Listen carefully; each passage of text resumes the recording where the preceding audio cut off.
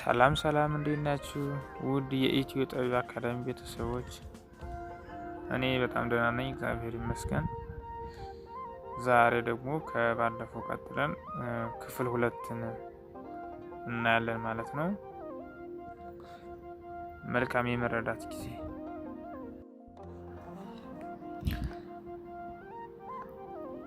መ ሙ ሚ ማ ሜ ም ሞ የእንግሊዝኛ አነባባቸው ኤምኢ መ ሙ ኤምዩ ሚ ኤምአይ ማ ኤምኤ ሚ ኤምኢ ወይም ደግሞ ኤምአይኢ ይወስዳል። ም ኤምን አለም ኤምአይ ይወስዳል አንዳንዴ ማለት ነው። ሞ ደግሞ ኤምኦን ይወስዳል። ሌላው ሰ ሰ ሱ ሲ ሳ ሴ ስ ሶ ይህም አሁን ኤስኢ ኤስዩ ሱ የሚለው ማለት ነው። ኤስአይ ኤስኤ ኤስኢ ወይም ኤስአይኢ ስ ደግሞ ኤስ ወይም ኤስአይ ሶ ኤስኦን ይወስዳል ማለት ነው። እዚህ ጋ ደግሞ ረ ሩ ሪ ራ ሬ ር ሮ አሁን እዚህ ጋ ረ አርኢ ሩ አርዩ ሪ አርአይ ራ አርኤ ሬ አርኢ ወይም ደግሞ አርአይ ር አርአይ አር አይን ይወስዳል ማለት ነው። ከሁለት አንዳቱ መርጣችሁ መውሰድ ትችላላችሁ ለመጻፍ ስትፈልጉ። ሮ ደግሞ አርኦን ይወስዳል። እዚህ ጋር ይህም ሰ ይባላል ማለት ነው። ይህኛው ሰና ቅድም ያየነው ከላይ ይህኛው ሰ በድምጽ አንድ ናቸው፣ በቅርጽ ግን የተለያዩ ናቸው። ይሄኛው ንጉሱ ሰ ሲባል ይሄኛው ደግሞ ሰዓቱ ሰ ይባላል። ሰዓቱ ሰ። አሁን ይሄ ንጉስ ብለን ስንጽፍ ይሄኛውን ሰ ነው የምንጠቀም። ሰዓት ስንል ይሄኛውን ሰ ነው የምንጠቀም ማለት ነው። ሌሎችም እንደዚህ ተመሳሳይ ያሉ አሁን ሀ ብለን ሀሌታ ሀ እንዳልነው ደግሞ ሌላ ደግሞ አለ ፀሐዩ ሀ የሚባል ቀጣይ የምናየው በሌላ ክፍል ማለት ነው። ልክ በድምጻት እንደዚህ ተመሳሳይ ሆኑ፣ አገባባቸው ግን የተለያየ ማለት ነው። ስለዚህ ሰ ሱ ሲ ሳ ሴ ስ ሶ። ሌላ የእንግሊዝኛ አደራሩ ተመሳሳይ ነው። ይህም ኤስኢ ነው የወሰደ፣ ይህም ኤስኢ ነው። ይህም ኤስዩ ነው የወሰደ፣ ይህም ኤስዩ ነው። ይህም ኤስአይ ነው፣ ይህም ኤስአይ ነው። እነዚህ በሙሉ ተመሳሳይ ናቸው ማለት ነው። በድምጽም በፊደልም በፊደል ቅርጻቸውም አንድ አይነት ናቸው ማለት ነው የእንግሊዝኛዎቹ። የአማርኛው ግን የተለየ ነው ማለት ነው። እነዚህን እስኪ በምሳሌ ደግሞ እናያቸው። ምሳሌ 2 ቃላት ምስረታ ይለናል። እዚህ ጋር ለምሳሌ በመ ማንም መስረት እንችላለን፣ መምህር ሚል። በሙ ሙዝ፣ በሚ ሚዛን፣ በማ ማስያዝ የሚባል ስም ስላለ ማለት ነው። ማስያዝ ሲባል ስምታችሁ ታውቁ ከሆነ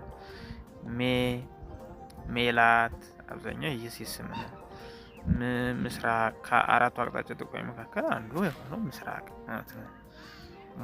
ሞተር የመኪኖች ሞተር አለ። የፋብሪካዎች ሞተሮች አሉ። እንደዚህ አይነት ነገሮች ሞተር ተብሎ ይጠራሉ ማለት ነው። ኃይል ያላቸው ሞተር በነዳጅም ሊሰሩ ይችላሉ፣ በኤሌክትሪክም ሊሰሩ ይችላሉ። እነዚህ ሞተር አቃፊዎች ይባላል። ይሄኛው ደግሞ ስንመጣ በሰ ሰረገላ ማለት እንችላለን። በሱ ሱፍ፣ በሲ ሲመት። ሲመት ማለት ሹመት ማለት ነው። ሹመት። በሳ ሳራ፣ ሳራ የምትባል ለምሳሌ አብርሃምና ሳራ ይባላል።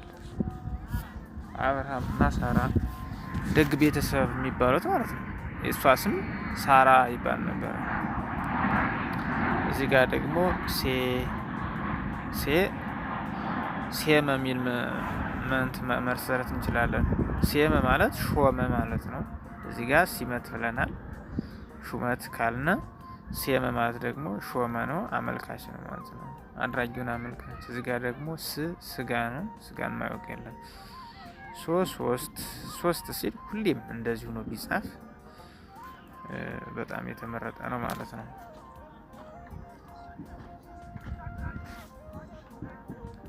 የረን ስንመለከት ረዳት፣ ሩጫ፣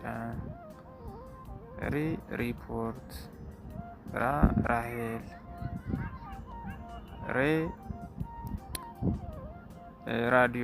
ሬዲዮ ይባላል። እነዚህ ሬዲዮ ማለት ይቻላል። ርቀት፣ ሮቤል እዚህ ጋር ለበስተት በማርገታ ነው። እሺ ሮቤል ነው የሚባለው። እንግሊዝኛውንም ስንመለከት ማለት ኤምኢ ነው ካልነ መምህር የሚለውን ለመመስረት እዚህ ጋር ኤምኢን ይወስዳል። ኤምን ብቻ ነው እዚህ ጋር የወሰደው አይን ሳይጨምር ማለት ነው። የሚለው ደግሞ እዚህ ጋር ኤች አይን የወሰደው ማንን ወስዷል? አይን ስለወሰደ ማለት ነው። እዚያ አር መምህር የሚለው ደግሞ አርን አይን ሳይወስድ አርን ብቻ ነው ወሰደው። ስለዚህ መምህር። እዚህ ጋር ሙ ማለት ኤምዩን እና ዜድን ይወስዳል። ሙዝ ይላል። ኤም አይ እዚህ ጋር ሚዛን ብለናል አይደለ? ልክ እዚህ ጋር ኤም አይ ማለት ሚ ማለት ነው። ዜድ ኤ ማለት ዛ ማለት ነው። ሚዛን። እዚህ ጋር ምን ስተናል ማለት ነው? ሚል ስተናል ማለት እዚህ ጋር ሚዛን ትገባለች ማለት ነው።